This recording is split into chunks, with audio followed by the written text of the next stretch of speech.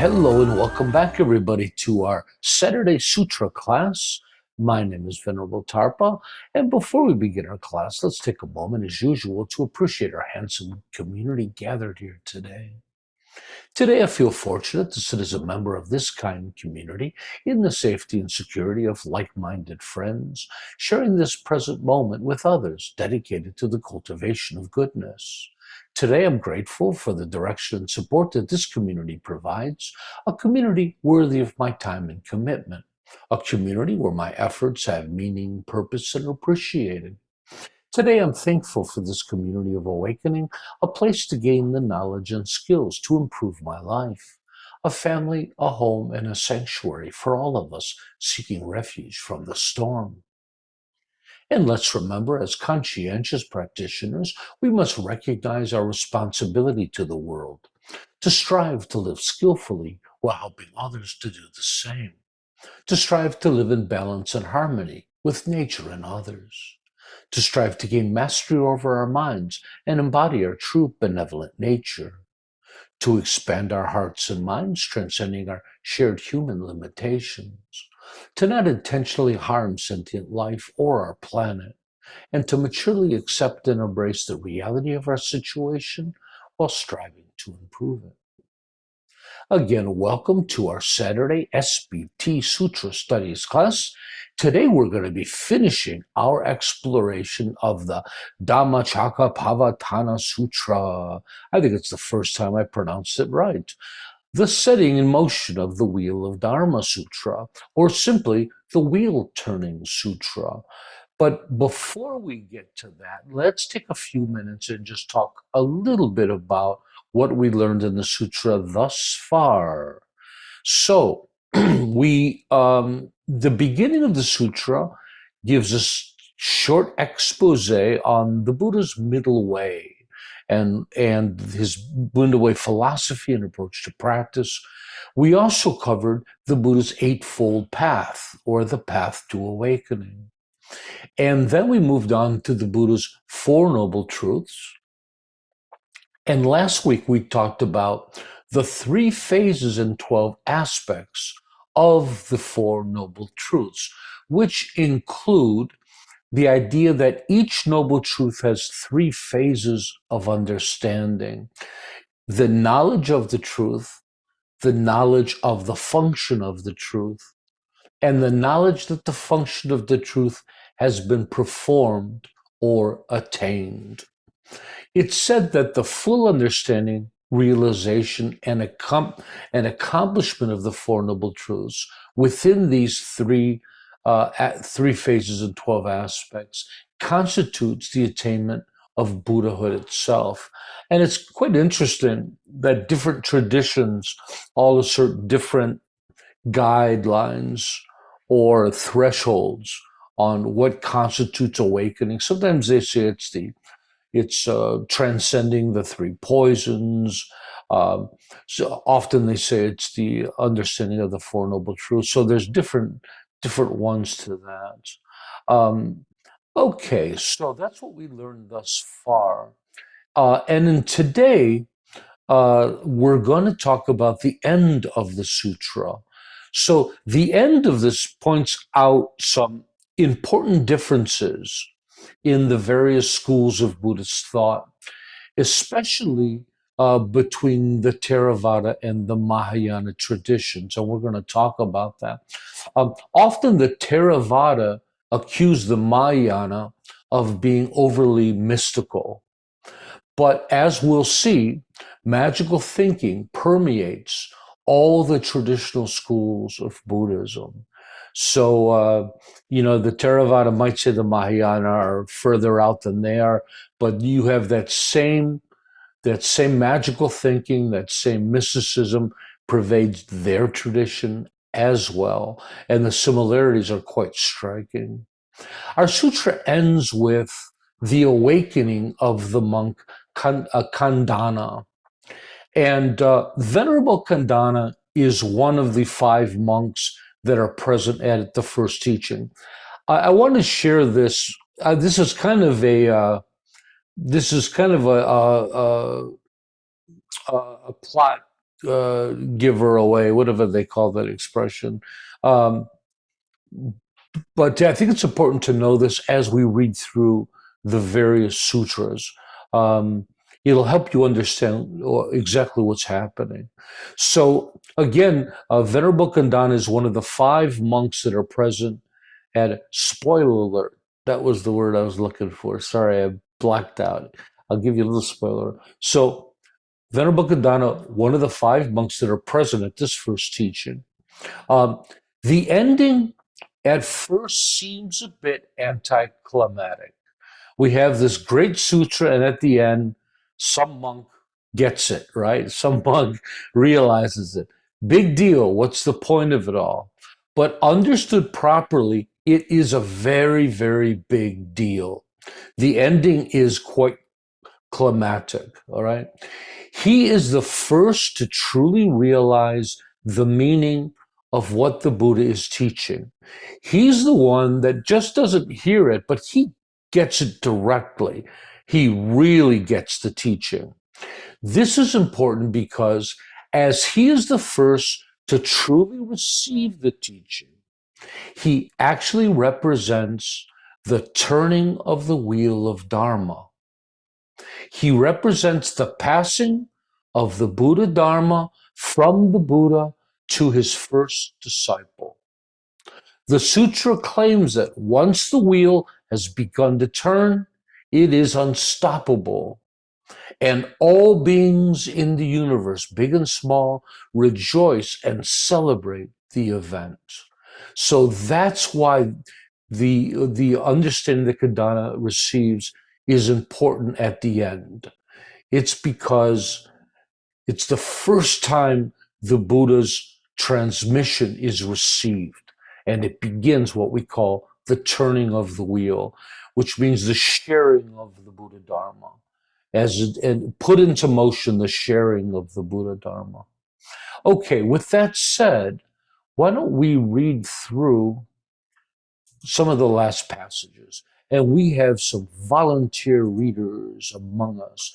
And I want to start with Bhikkhu Bodhis. Um, I don't know about the rest of you, but I've been so impressed with Thich Nhat Hanh's presentation of this. For me, by far, it seems to be the the greatest. Bhikkhu Bodhis, of course, is the more traditional. He's known as being, one of the world's great translators. Um, so I wanted to start there. Wangmo, would you like to start with us now? I want to backtrack just a little bit on just this first presentation of Bhikkhu Bodhi, so we have an idea of what the Buddha is talking about as it leads into today's class. So if you can, Wangmo, start up here in this blue area. We'll read that and just continue reading the whole thing. It's not very long. We'll just read them all in one big phase. And remember a little bit about what I mentioned on how this understanding of Khandana is is the turning of the wheel, and all the gods and everybody celebrated. Can you start Sure. up here? Mm-hmm. So long, bhikkhus, as my knowledge and vision of these Four Noble Truths, as they really are, in their 3 phases and 12 aspects, was not thoroughly purified in this way. I did not claim to have awakened to the unsurpassed perfect enlightenment in this world, with its devas, Mara, Brahma, in this generation, with its ascetics and Brahmins, its devas and humans. But when my knowledge and vision of these Four Noble Truths, as they really are, in their 3 phases and 12 aspects, was thoroughly purified in this way, then I claim to have awakened to the unsurpassed, perfect enlightenment in this world, with the Devas and Mara, Brahma, in this generation, with its ascetics and Brahmins and Devas and humans. The knowledge and vision arose in me. Unshakable is the liberation of my mind. This is my last birth. Now there is no more renewed existence. This this is what the Blessed One said, elated. The bhikkhus of the group of 5 delighted in the Blessed One's statement. And while this discourse was being spoken, there arose in the Venerable Khandana the dust-free, stainless vision of the Dhamma. Whatever is subject to origination is all subject to cessation. And when the wheel of Dharma had been set in motion by the Blessed One, the earth-dwelling devas raised a cry. At Varanasi in the Deer Park in Ispantana, this unsurpassed wheel of Dharma has been set in motion by the Blessed One, which cannot be stopped by any ascetic or Brahmin or Deva or Mara or Brahma or by anyone in the world. Having heard the cry of the earth-dwelling devas, the devas of the realm of the four great kings raised a cry. At Varanasi, this unsurpassed wheel of Dharma has been set in motion by the Blessed One, which cannot be stopped by anyone in the world. Having heard the cry of the devas of the realm of the four great kings, the Tavatimsa Sure, sounds good to me. devas, the Yama devas, the Tusita devas, the Nimmarananadi devas, the Paramidasavasati devas, the devas of Brahma's company, raised a cry. At Varanasi in the Deer Park at Ispantana, this unsurpassed wheel of Dharma has been set in motion by the Blessed One, which cannot be stopped by any ascetic, or Brahmin, or Deva, or Mara, or Brahma, or by anyone in the world. Let's see, where am I? Thus, at that moment, at that instant, at that second, the cry spread as far as the Brahma world, and this 10,000-fold world system shook, quaked, and trembled, and an immeasurable glorious radiance appeared in the world, surpassing the divine majesty of the devas. Then the Blessed One uttered this inspired utterance. Khandana has indeed understood. Khandana has indeed understood. In this way, the Venerable Khandana acquired the name Anakandana Khandana, who has never Anakandana, which is Khandana who has understood. Oh, you did a great job with those tough Pali words. Now you know why I get other people to read them, so I don't look so bad, right? And I have to say, this last paragraph, this second last paragraph here, where it talks about as far as the Brahma, the 10,000 world system, quote, trembled and shook, and a glorious radiance appeared in the world, surpassing divine majesty of all the devas. It sounds a lot like this morning when I woke up for my birthday. I experienced a lot of the same. I could hear the cry of the devas. He has awoken to his 60th year. So, oh, wow, it's just so interesting. Hey, well, again, beautiful job. I thought I'd go quickly over this and take care of some of the vocabulary. So we got all kinds of worldly people and critters here. We have devas, which are gods, Mara, which is often seen as the devil in Buddhism, and of course it is not. Mara is the afflicted aspects of ourselves. Some in the West might call that ego, but nevertheless, it's all our afflictions and limitations that we transcend on our way to awakening. It's all those qualities that we don't care about ourselves. Brahma is the head of all the gods. And then we have ascetics, those are people who live in the forest. Brahmins, which are the highest class, and the priests of the age. And then we have devas, which are humans, which are gods and human beings. And then we talked about um, let's come down. We talked about the four Buddha kings. The four kings, I think it's more superstition than they're actually seen as real. As real, of course, they'd be some type of a deva or a god, but they protect the world in the four cardinal directions. Each one's assigned north, northeast, south, and west. And then the word Varanasi here is usually pronounced Varanasi, and that's the current city in India. And at the deer park, at with at Isapatana, that's rains retreat. That's a time where during the rainy season, monks all gather in one place and they don't travel and they meditate. And to this day, Buddhist traditions all celebrate rains retreat. Tibetans only do it for a month, but they all do it at different times. And just scanning through this, then we have these whole lists of devas and things. So in the traditions, including the Theravada, I think there's 32 different heaven realms, which are full of devas. Now, devas are a little different than gods. Devas are kind of lower gods. But in Buddhism, even the higher gods, with the highest being Brahma himself, they're all still trapped in samsara like the rest of us. They're not awakened beings. Yes, they have a very high existence and they live very long lives and they have all kinds of pleasure, blah, blah, blah. You've all heard the stories of how wonderful their existence is. But the point is that even these beings are still trapped in samsara and they're looking for a Buddha to save them all. So in Buddhism, Buddhas are the highest of all beings, of all practitioners. Buddhas are the only ones to escape samsara, or very high practitioners would be, bodhisattvas and the like. So, and then we have some names for the diva realms, like Tushita is a very popular one, especially in Tibetan Buddhism. They all have different names, and I think that covers it. Oh, then we have, as far as the Brahma world, I'm not familiar with the term Brahma world. It must be one of the heavens of Lord Brahma. And then the 10,000 world system.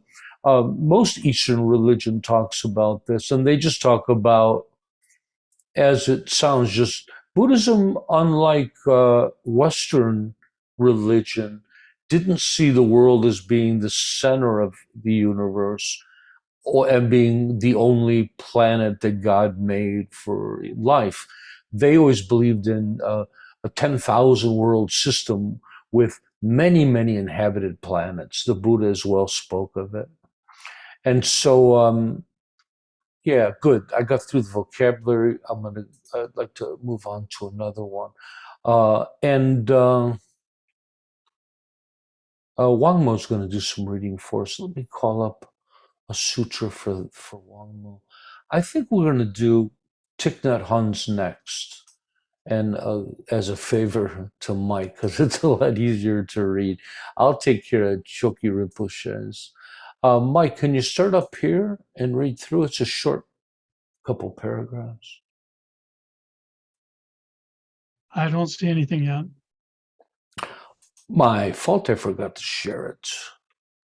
I got to do more than just put it on my screen. I got to share it. And there it is. Can you see it now?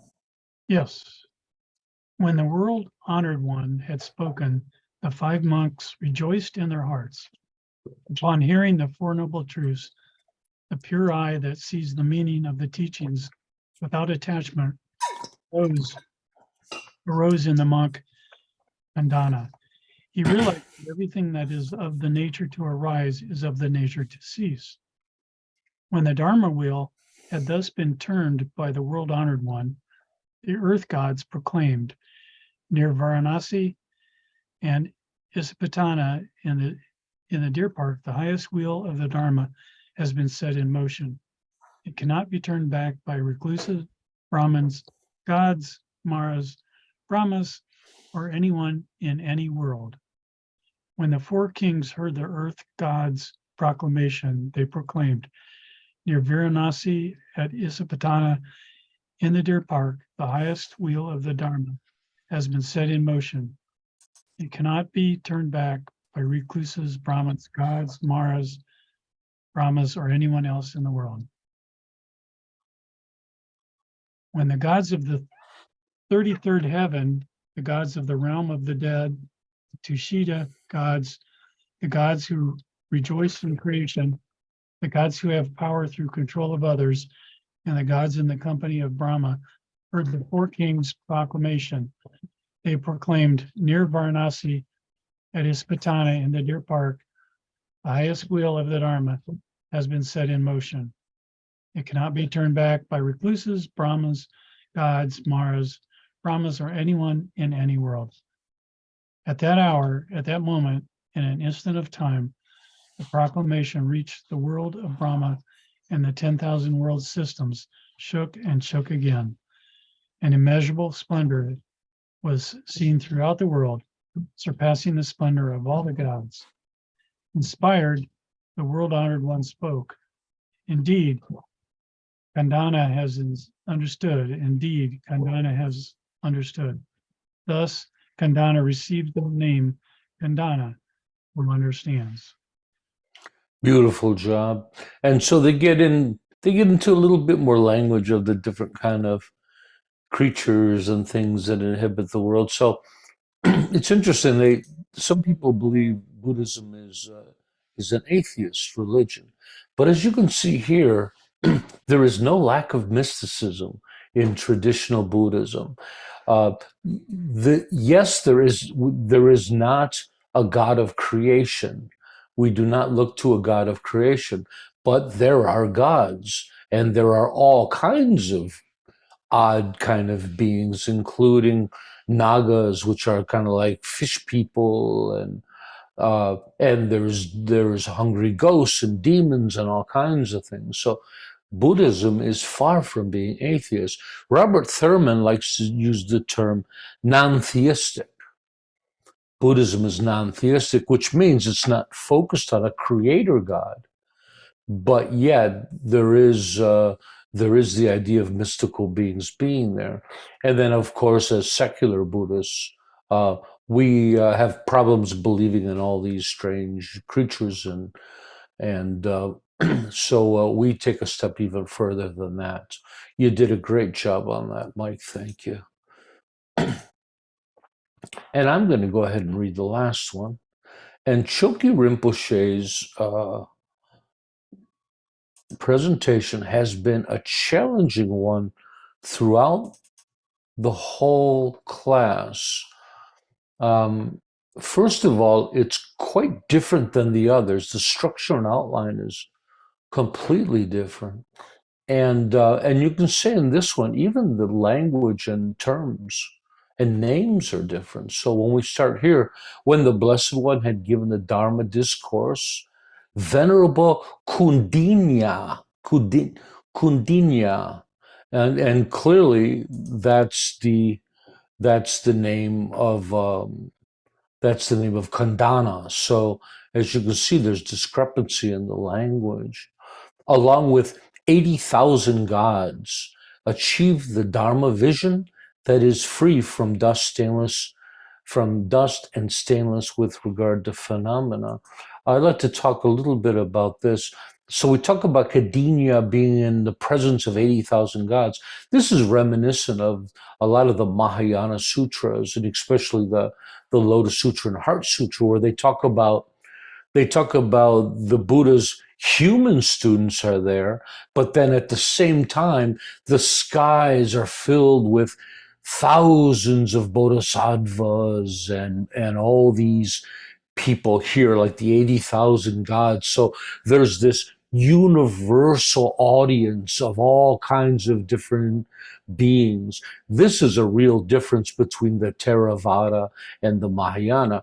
And in the where the Mahayana sutras are often said to take place in India, you can visit today, and in the place where the Buddha said to give the Heart Sutra, it's a very small area. And you read the sutras, and even the humans, they talk about being thousands of humans being there, and you're like, where did all these people sit? Because it's a very small area. The Japanese paid for and assembled a beautiful shrine on the area. It's quite magnificent to visit. So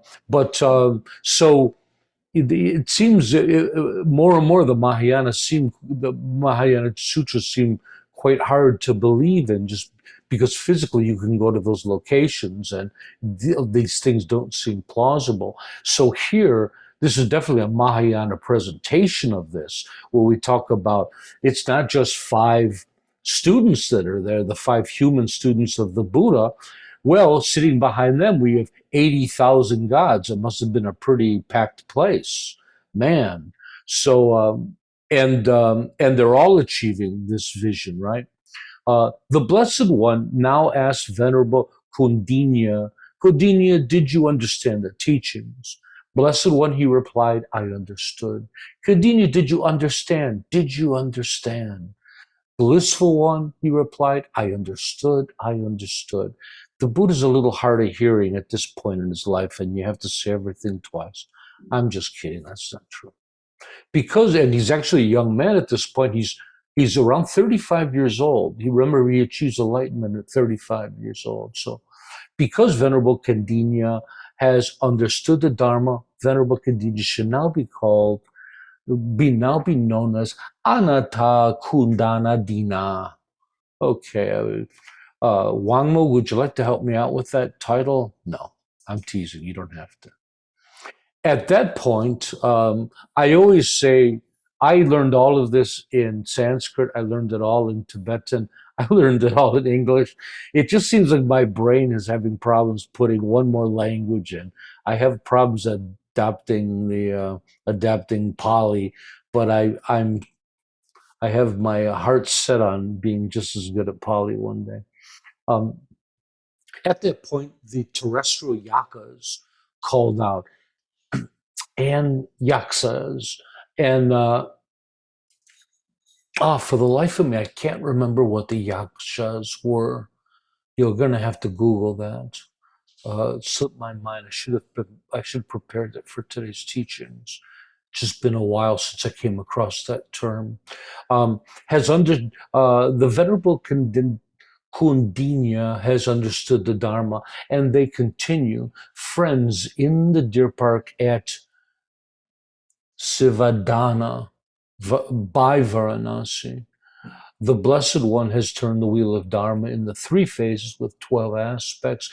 He has turned the wheel of Dharma in the way that no mendicant or Brahmin or God, Mara or Brahma in the world could ever do in accord with the Dharma.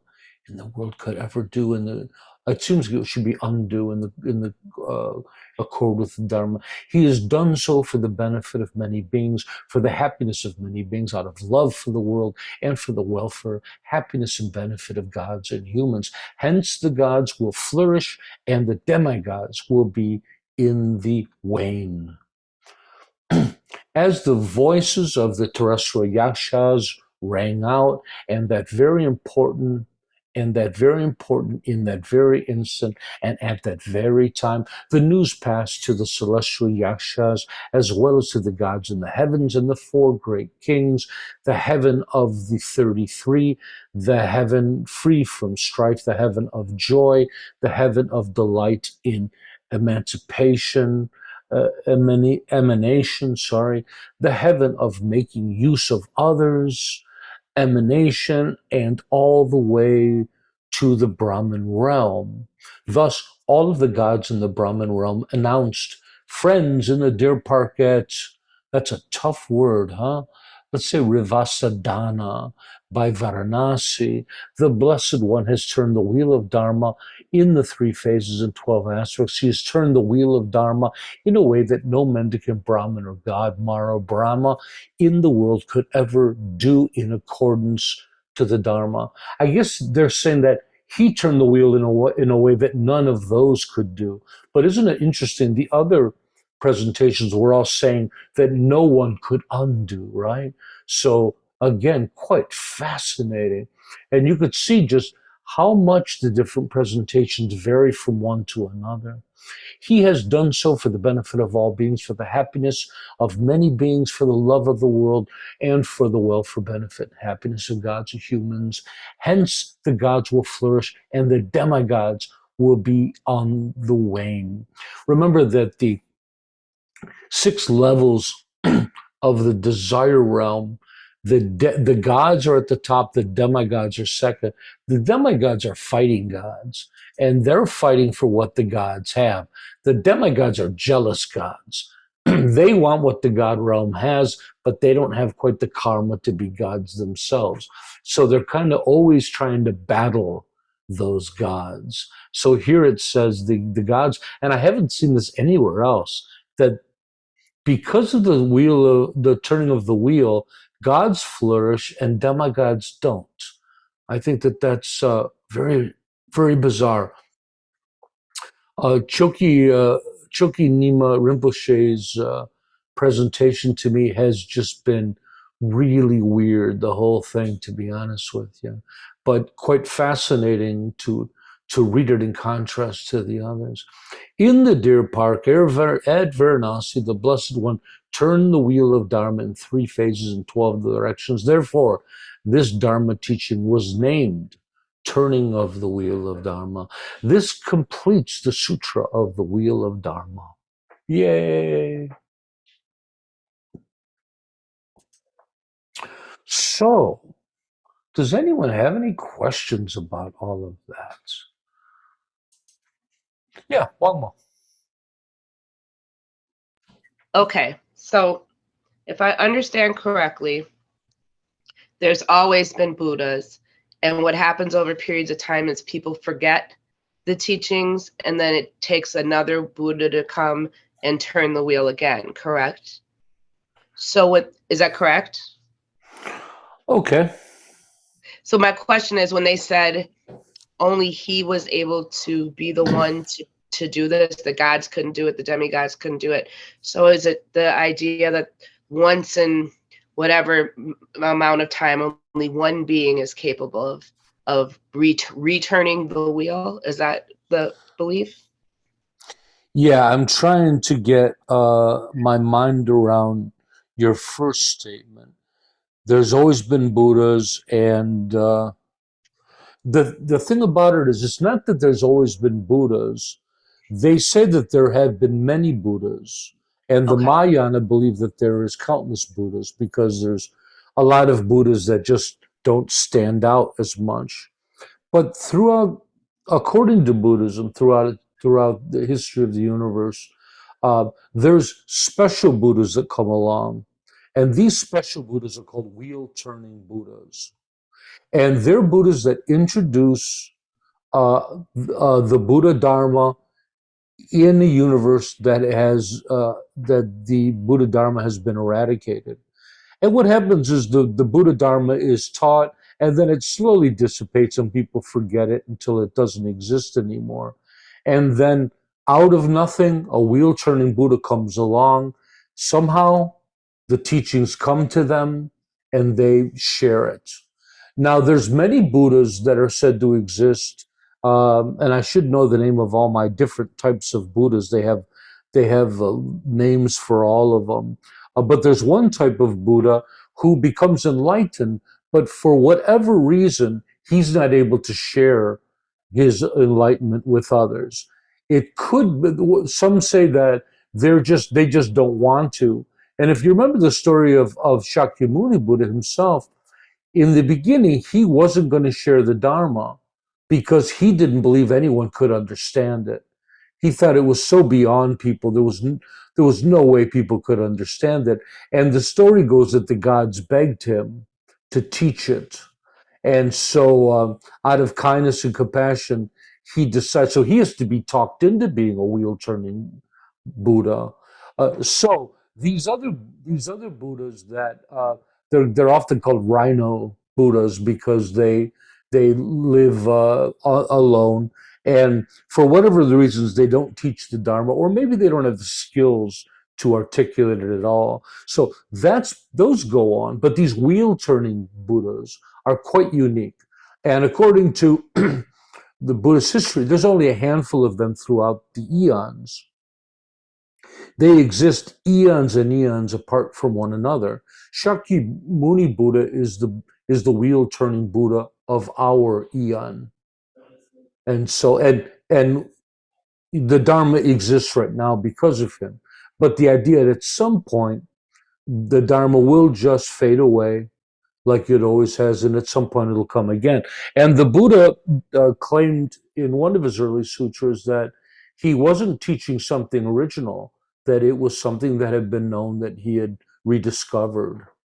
So that's the idea. Did I answer all your questions? I think so. I think you had a second part to it. I'm not sure if I answered. I don't know. I was so busy listening to what you were saying, I forgot.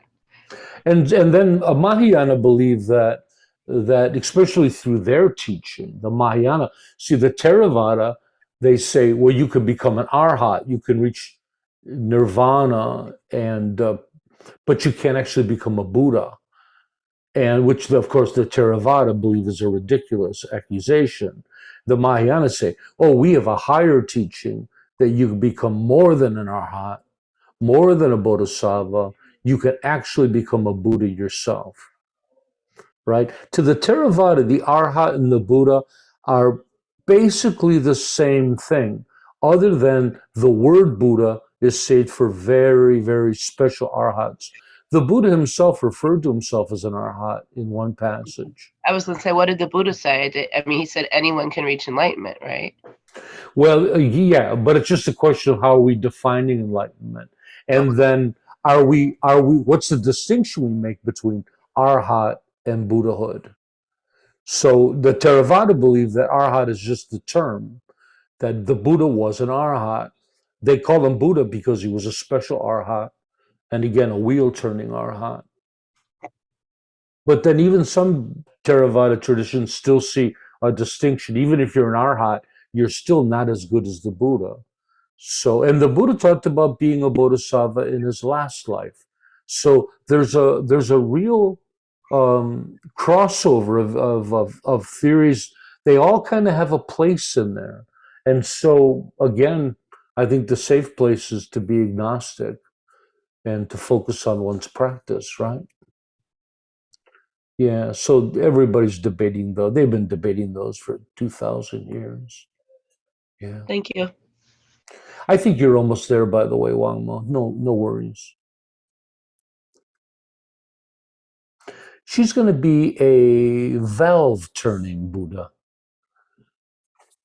I don't know what that means. I'm just being silly. I was trying to think of something funny with turning. Yeah. How'd you guys like the sutra? My take on the sutra is that it's bizarre and also kind of sad that it's so short. I mean, how could they address these incredibly complex and important topics in such a short manner? Of course, they're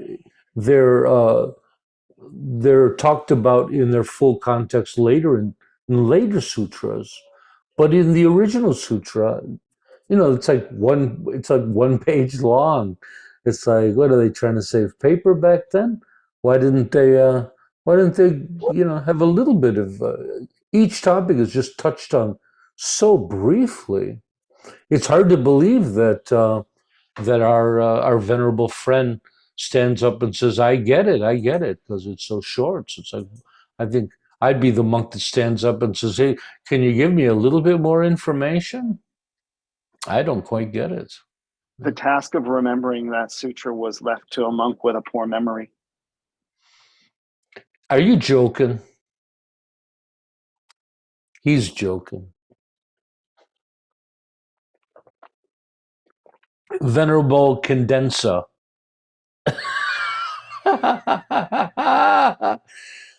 Venerable Condensa, would you like to share your memory of the sutra? Venerable Brevia. Oh, isn't there something more to it, Venerable Condensa? No, that's it. That's all it. It was just, he was in a quiet mood that day. Oh, we're so silly. And with that said,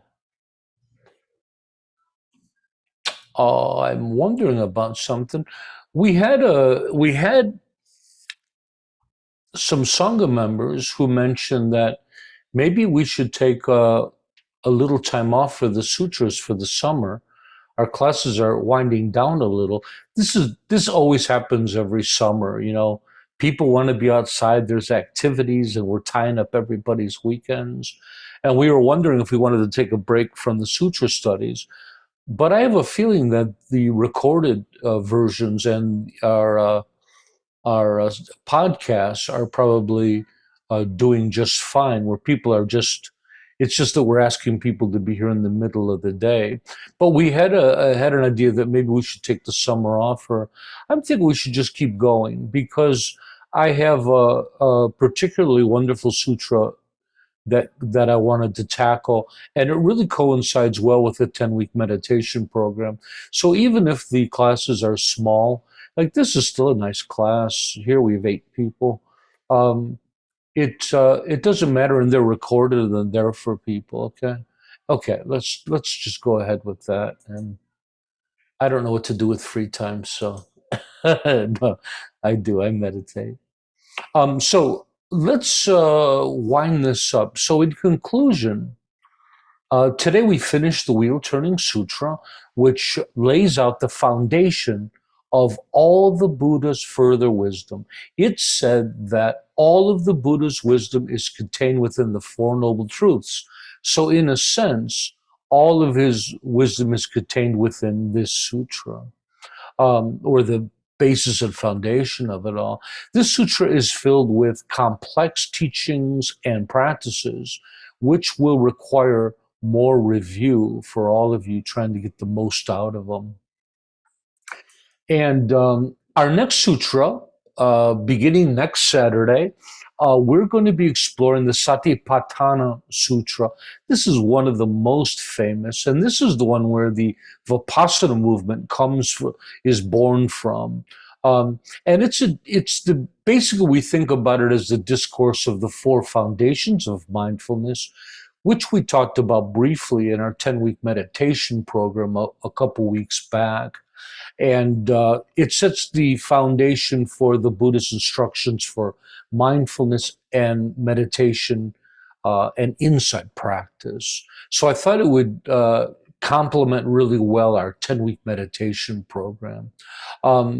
And so we're going to be starting that next week. I'll get all the teaching material available and put on the website within the next few days. Lastly, let's remember that the sutra teachings are meant as actual practice instructions. So in order to get the greatest benefit, we need to engage in the 3 great objectives: study, contemplation, and practice. And practice means usually bringing it into our insight meditation on the cushion. Your work this week is to discover how these teachings apply to your daily life, transforming them from words on a page into a living Dharma. Let's end today's class with an altruistic affirmation. May all be healthy, may all be prosperous, may all be well, may all be present, free of past regret and future worry. May all abide in constant appreciation, which is a source of great joy and contentment. May all realize their true nature and the true nature of reality, which is awakening. Thanks, everybody, for coming and sharing this special time with me, friends in the Dharma. And tomorrow, by the way, is our Day of Observance and our Day of Observance retreat. As everybody knows, it's a big deal. It is June 25th tomorrow. And we will be celebrating Sakadawa. So we've been celebrating Sakadawa throughout the whole month, but tomorrow is Sakadawa Day, Buddha Day, the day we celebrate the birth, the awakening, and the passing of the Buddha. So we're going to have a big party. Everybody's welcome. And we're doing something also very special. We're offering lay ordination to our Sanghas for the very first time, which is exciting. There's 13 members that are taking lay ordination. So everybody's welcome to come and enjoy the ceremony. At the same time, those with vows need to come to the ceremony to purify your own refuge of bodhisattva vows. We'll be doing that. So big party tomorrow. I hope everybody can make it. And with that said, I'll see you all then. Bye-bye. Thanks Happy for birthday, joining me. Tarpa. Enjoy the rest of your birthday. Thank you.